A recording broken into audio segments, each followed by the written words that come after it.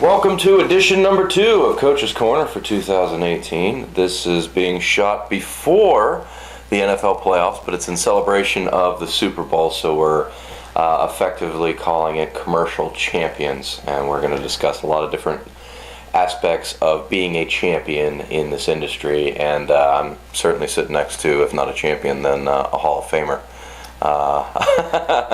At least in my book. Anything? I'll take it. Anything you got before we get going here? No, just it's kind of a new year. I mean, we're starting from scratch, and everybody's on an even slate and a clean slate. We kind of want to talk about what makes champions today. So we've got a lot of good stuff for you. So you mentioned it as we close there. What actually, in your view, makes a champion in commercial and fleet? Well, I think there are two things we need to talk about. One, let's talk about the salesperson themselves. Strangely enough, the one thing that really is probably more important than almost anything else is organizational skills, because I find a lot of salespeople get caught up in things that don't count. The ones who are highly organized manage to get out the door and get their work done and get those face-to-face calls. Champions don't major in minor things. Champions do the big things that make a difference, such as getting appointment calls versus cold calling. We're not against cold calling, but you better be out there with appointments and you can get your cold calls in between. So champions do the right things. That's so important. We also find that the championship coach makes all the difference in the world. When we've got commercial managers who know what they're doing and can do the right things and keep their people held accountable, those are the departments that succeed. Mike Stubbs, longtime friend, is probably a prime example that makes things happen. A.J. Hewitson, a lot of the guys out there who really know what they're doing from a management standpoint. And even newer managers, Andy Burns with the McGrath organization really does a fantastic job of keeping his team focused on the things that count. Getting in front of people, making the sales calls, doing the follow-ups, doing the marketing on a regular basis. That's the real purpose of a sales manager. And the companies that want to start a commercial department with just a salesperson, boy, it struggles. Right. We need that leader. Okay, so to introduce this particular segment a little bit, not too long ago when we were kind of formulating how we wanted to do these Coaches' Corners, you don't even know this story actually. Late at night I was working on something and I had on the TV the series on NFL Network called A Football Life. And it was about Bill Walsh, which I'm sure many of you watching remember. And the entire episode centered around the book that he wrote, Finding the Winning Edge. And if you haven't seen this, if you're not a football fan, it's like this thick. It's massive.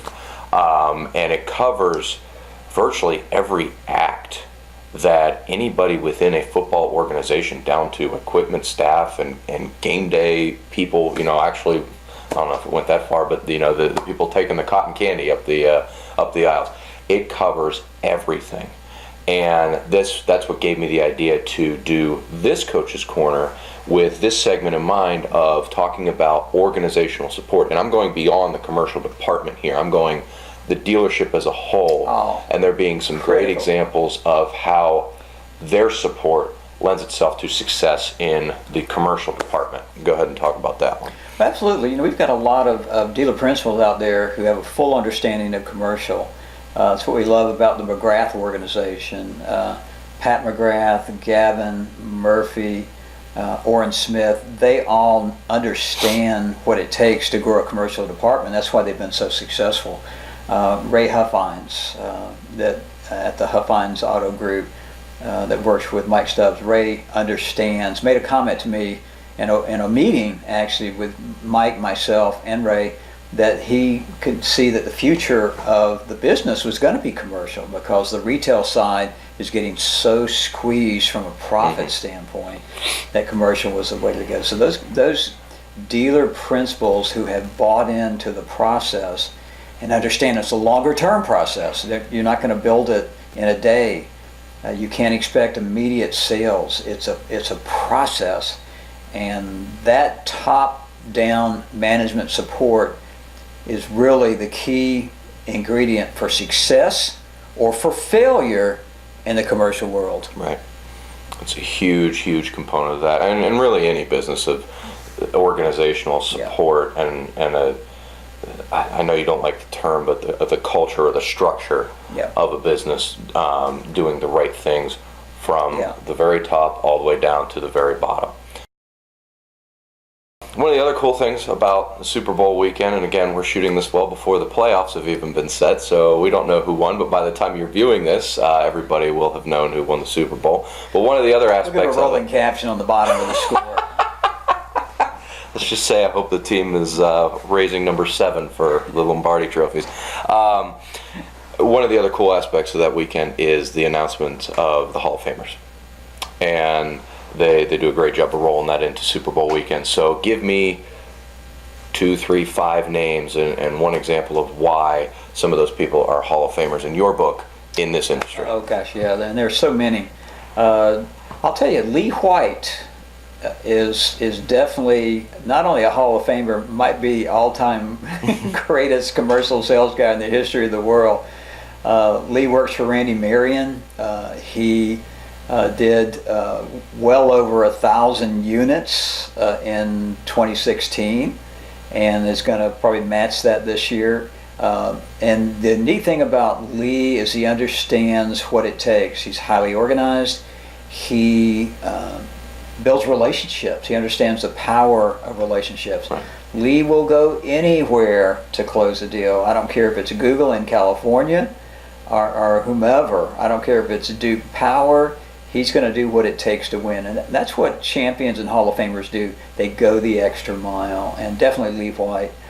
From another sales perspective, if I look at superstars, I have to mention Mike McCullers, who I actually interviewed for the job at Nimnick. I interviewed him and I told the dealership, this is your guy. I mean, he's going to be ultra successful. Sure enough, he was. And again, highly organized. There's a pattern here. Yes. Highly organized, relationship builder, sense of urgency. Doesn't waste time doing things that don't count, and now he's the commercial manager at Nimnick Chevrolet and instilling those same values in his people. I can't not mention Mike Stubbs. I mean, Mike is just the same mold. Organized. There you go. Organized. Understands the value of the right things, and he adds a few other things in, including just an incredible marketing mind. I mean, he understands marketing and what we do and how different it is from the retail side.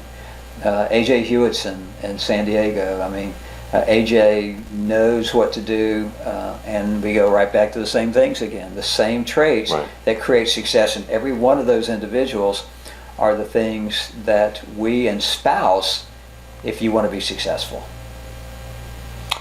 That's all we got for this edition of Coach's Corner. We hope your team won, if it's possible, unless it was the Patriots, because we're kind of tired of that. But other than that, yeah. Thanks for joining us, and we'll see you again next week for a special Valentine's Day edition of Coach's Go Corner. Packers, which definitely don't have a shot. Not anymore. Thanks for watching.